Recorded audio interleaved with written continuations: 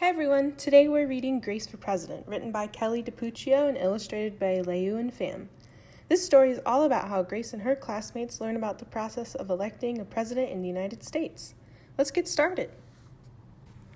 One Monday morning in September, Mrs. Barrington rolled out a big poster with all of the president's pictures on it. Grace Campbell could not believe her eyes. "Where are the girls?" "That is a very good question," said Mrs. Barrington. "The truth is, our country has never had a woman president." "No girl president ever?" Grace asked. "No, I'm afraid not," said Mrs. Barrington. Grace sat at her desk and stewed. No girls? Who'd ever heard of such a crazy thing? Finally, she raised her hand. "Yes, Grace? I've been thinking it over, and I'd like to be president." Several students in the class laughed. "Well, I think that's a star-spangled idea, Grace," said Mrs. Barrington. "In fact, we can have our own election right here at Woodrow Wilson Elementary." The snickering in the room stopped. Grace smiled. "Would anyone else like to run for president?" Mrs. Barrington asked the class. Nobody raised their hand. Becoming president was going to be easy, Grace thought. "In the name of democracy, I have invited Mr. Waller's class to join our election. Their class has nominated Thomas Cobb to be their presidential candidate." Grace's heart sank. Thomas was a school spelling bee champion. His experiments always took a blue ribbon in the science fair, and he was captain of the soccer team. Becoming president wasn't going to be so easy after all, Grace thought. The teachers put the names of all 50 states and the District of Columbia into a hat. Everyone except for Grace and Thomas got to choose a state. "I'm Texas," said Anthony. "I'm New Hampshire," said Rose.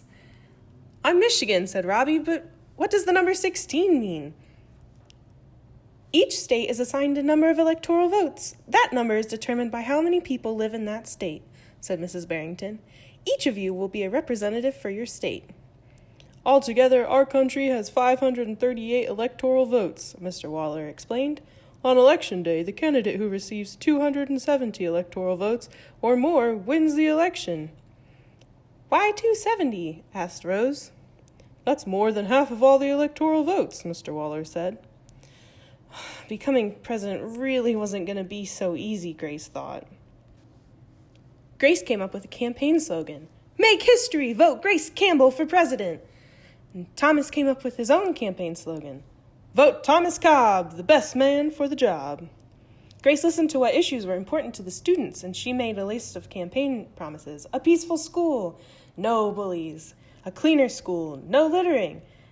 Better hot lunches, no more fish stick tacos. And Thomas made up his own list of promises. Free tutoring, free soccer lessons, fish tacos every week. Grace made campaign posters and buttons. Thomas made posters and buttons too. Set aside time for the candidates to meet with their constituents. Polls were taken, voters were making their choices. Grace continued to campaign. At recess, she gave speeches. During lunch, she handed out free cupcakes, and after school, she held rallies. Meanwhile, Thomas wasn't worried. He had cleverly calculated that the boys had slightly more electoral votes than the girls. At recess, Thomas studied his spelling words. During lunch, he worked on his latest science experiment, and after school, he played soccer. Even before the election, Grace made good on her promises. She joined the safety squad, she organized a school beautification committee, and she volunteered her time in the school cafeteria. Whew. In early November, Woodrow Wilson Elementary hosted a special Election Day assembly. Grace and Thomas took their places on stage as the school band began to play. Henry was the first representative up to the microphone. "The Yellowhammer State of Alabama cast its 9 electoral votes for Thomas Cobb." Fletcher said, "The last frontier state of Alaska cast its 3 electoral votes for the best man for the job, Thomas Cobb." Hannah called out, "The Grand Canyon State of Arizona cast its 11 electoral votes for Grace Campbell." And so it went. State after state after state cast their electoral votes. The scoreboard in the gymnasium kept track of the totals. Clara approached the podium. "The Badger State of Wisconsin cast its 10 votes for my best friend, Grace Campbell." Grace looked at the scoreboard. Thomas had 268 electoral votes. She had 267. There was only one state still unaccounted for: Wyoming. Thomas grinned. Grace felt sick. Sam walked up to the microphone. He looked at Thomas. He looked at Grace. He looked down at Grace's handmade flag. Sam didn't say a word. "What are you waiting for?" Thomas whispered. The band stopped playing. All eyes were on Wyoming.